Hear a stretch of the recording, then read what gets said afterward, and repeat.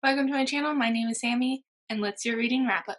Let's go. Okay, it's been a hot minute since I done a monthly wrap up.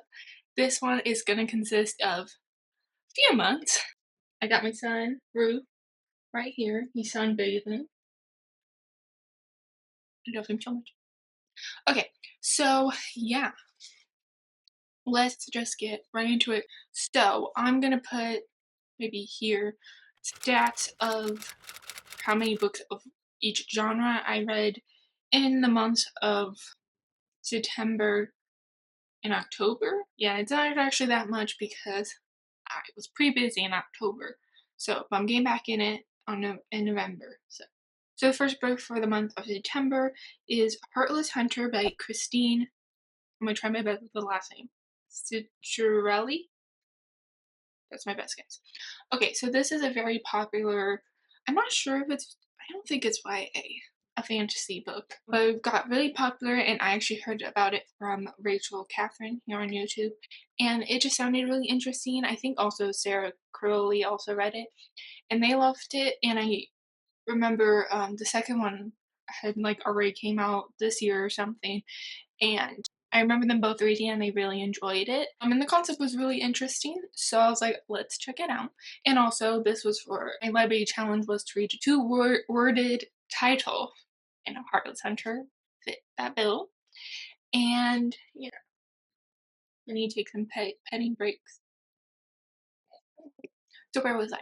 So it follows this girl, and she is a witch, but she's hiding it from everyone in her country, society, I don't know what you call it. And because they have, like, I don't know if outlawed the right word. I can't think of the right word, but let's just say outlawed witches. And so if they find out you're a witch, you are killed. And even if you are like a witch sympathizer, you're killed.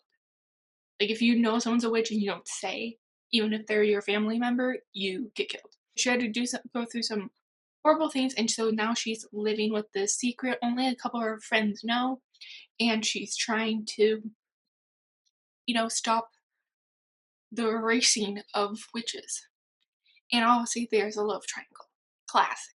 So the concept to me was like, that's really cool and very interesting. Also little details about witches, and they can only cast spells with blood. So it's just this little different take on witches, which I think is always fun because it could get a little repetitive. And yeah, so going into it, very excited, reading it, very intrigued, finishing it, I didn't love. I didn't love. I rated this one, I think, 3 stars. It was okay. Honestly, shockingly, I don't think I'm gonna read the second book. Unless, like, I have no idea what to read next year and I find that I wanna read it. I don't really care. And that's very rare for me with a book because normally, even if I don't love a book, I have to, like, finish the series because maybe the second one will be better or the way it wraps up, the couple finally gets together or something. You know, I won't go into spoilers, but all I'll say is the love triangle, the obvious one that they're pointing at to be the chosen one, I actually liked the other guy. I really wanted her to be with the other guy. I liked him way better. I actually, like, he was the much safer choice, and I felt like I thought they would be better together. I didn't actually really enjoy the, like, main guy, really. And I was upset about the ending. I was like, "Are you kidding me? That's what's gonna happen? Really?" I got a little upset. I got a little sassy, okay? It's fine. Not every book is everyone's cup of tea. I did really enjoy, like, the history and the way she thought of how these witches did spells with only with blood, and there was a cool plot twist that kinda called that was really good and really cool, but I actually did not like the romance storyline. So yeah, I would highly recommend if you read the synopsis and you're like, "This sounds really interesting to me," go ahead because most likely you will probably like the romance. I've noticed in a lot of books that I always root for the guy that doesn't get chosen. I don't know what that says about. Okay, so yeah, I think I rated that one 3 stars. Next, the Agatha Christie classic. So this Evil Under the Sun. This is a next book in the Haiku Peril series of Agatha Christie. And this one was very interesting because it takes place, I don't know if we would say a resort. I don't know because, different times, I don't know what they would call it, but it kind of seemed like a vacation place you would go for the summer and vacay there. And so Peril is there, and there's, a bunch of cast of characters that are also taking a vacation at the same time, and you get to learn all about them and their personalities. And then I don't know what the word is. There's an old saying for this type of girl, but basically this girl comes with her husband and stepdaughter, and she's like, I don't know how to explain it, but every guy is looking at her.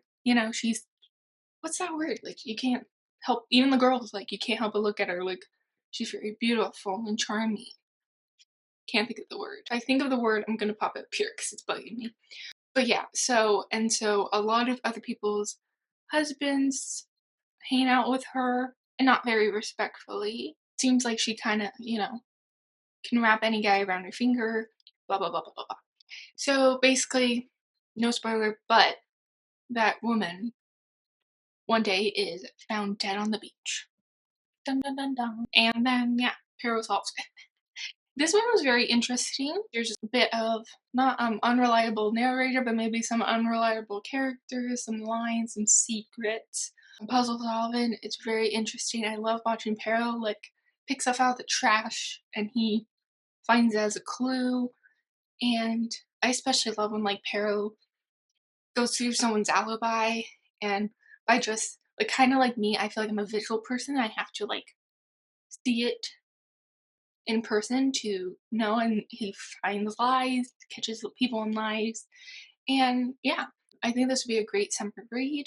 I think it was a really good mystery. I rated it 4 stars. Yeah, it was very interesting. I did wish I could go on vacay during that time because it seemed really nice and relaxing, besides the murder.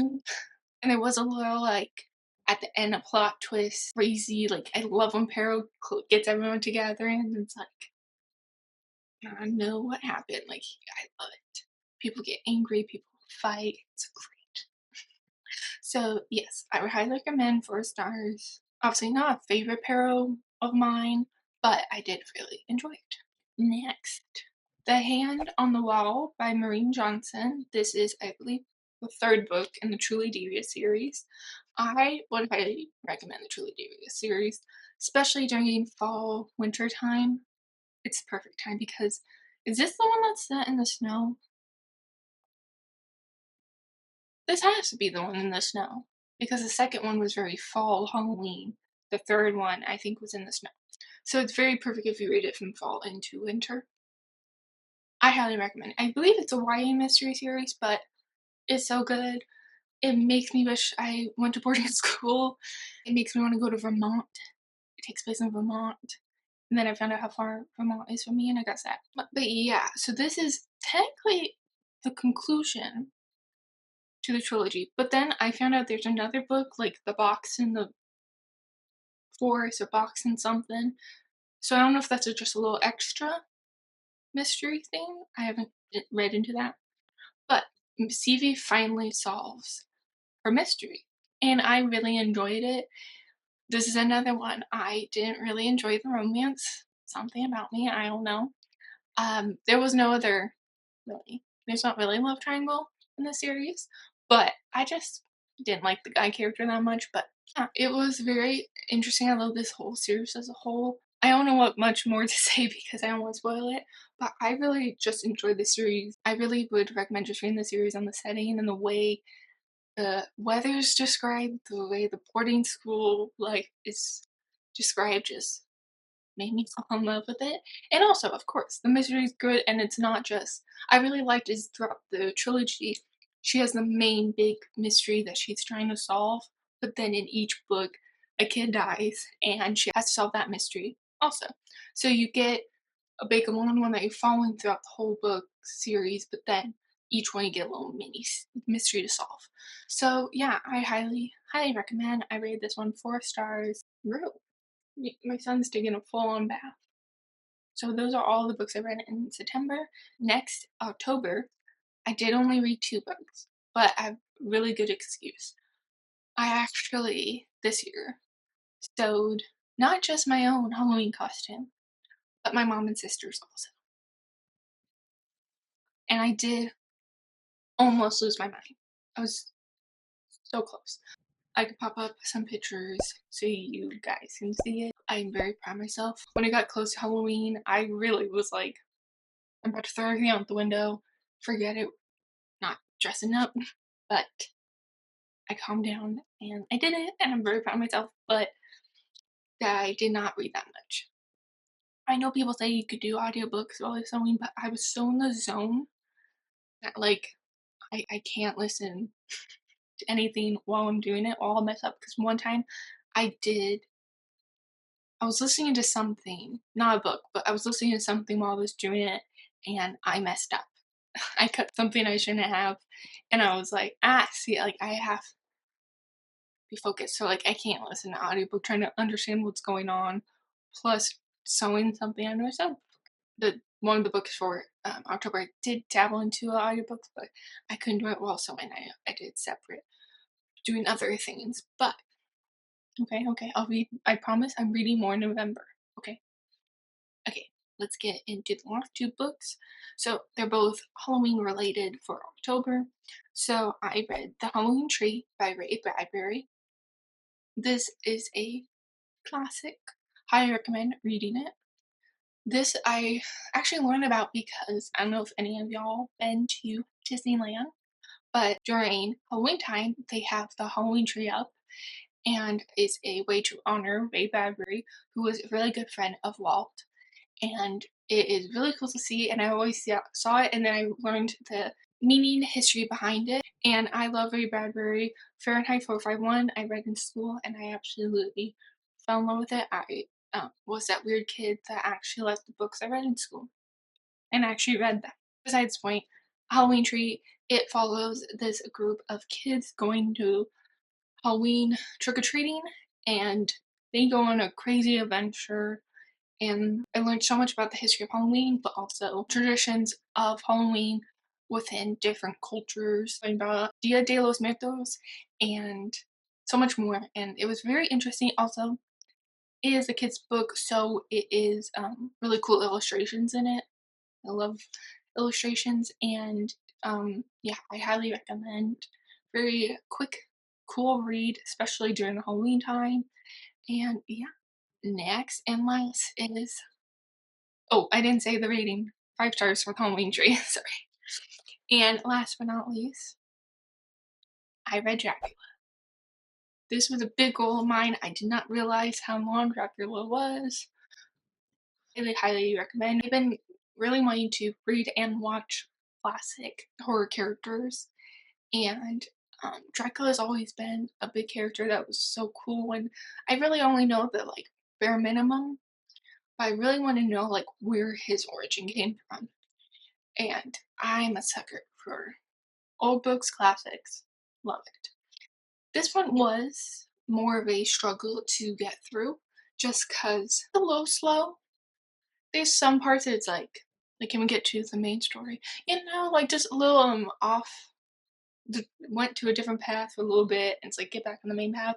But it's fine. It's fine. It was written how many years ago? But yes, I really enjoyed it. I did really enjoy. I kind of switched back reading and the audiobook, because I feel like the audiobook just really brought Dracula alive with the Transylvania accent, and the description of him was very creepy. And then I don't want to spoil anything, but the journey that goes on, and like every time I think about it, it's so cool. And I really do want to watch the original Dracula movie at some point. I love all like the Universal monsters. Like I did actually this Halloween watch the original Frankenstein movie, so that was really cool. And yeah, I highly recommend, especially during October, highly recommend reading it. And yeah, 5 stars. Loved it. He did really good with the fear of like stuff starts happening to people and they don't realize, like, I don't know how to explain it. He did a really good job of making him scary, and I love too that the garlic, lots of garlic in it. Yeah, so I love it. I would love to eventually own a very fancy edition of Dracula. That would be really cool. It is longer than I thought it was going to be because how old it is. Oh, it's pretty long, and it is. Oh, I forgot. Something in my brain. I totally forgot. It is really cool because it's written in journal entries. So it's a bunch of different characters, and I guess during this time, everyone journals. Yeah, so you get a lot of different perspectives and, firsthand accounts of what's happening. And I found it very, very cool and highly, highly recommend. If you've read any of the other classic monsters books, let me know which one I should read next year. Which one's your favorite? Okay, so that's all the books for September and October. I guess I'll do my favorite for each month. So I'll go backwards. I think Dracula was my favorite for October because it was a goal I wanted to accomplish, and I'm very proud because there was times when it got slow and I got bored, but pushed through and I finished it. Very proud of myself. But I did really, really enjoy it. Very happy I read it. And then for the month of September, I would say Evil Under the Sun. I really did enjoy that mystery. It was very interesting. And Para has to still solve a mystery on vacation. He doesn't get a break. But you know what? I think he would actually take a break. He couldn't. He would have to be like, I need to solve a mystery. I can't chill. But yes. So really fast current read right now is The Impossible Fortune by Richard Osman, 30-Day Murder Club series. Highly recommend. If you haven't seen, Netflix came out with the first book as a movie. So good. So yes, that is all the books I read. Please comment down below your favorite book of the month of September and October. Let me know. And yeah, thank you so much for watching. Please like and subscribe. It means so much to me. And I'll see you in my next video. Bye. Say bye. Bye.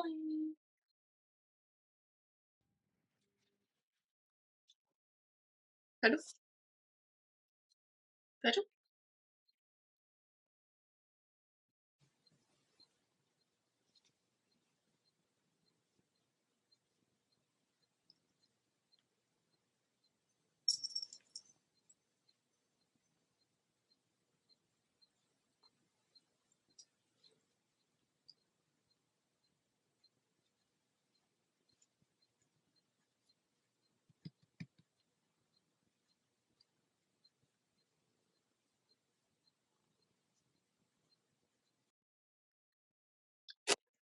You smacked me in the face with your chair. That's so rude. He can't decide where he wants to sit. That's my phone. Where you want to sit? Do you sit in the sun? Do you sunbathe? Yeah, right there. No, baby. Feisty guy. Yeah. Sunbathe. Okay. Okay. Okay, so my son's gonna be here.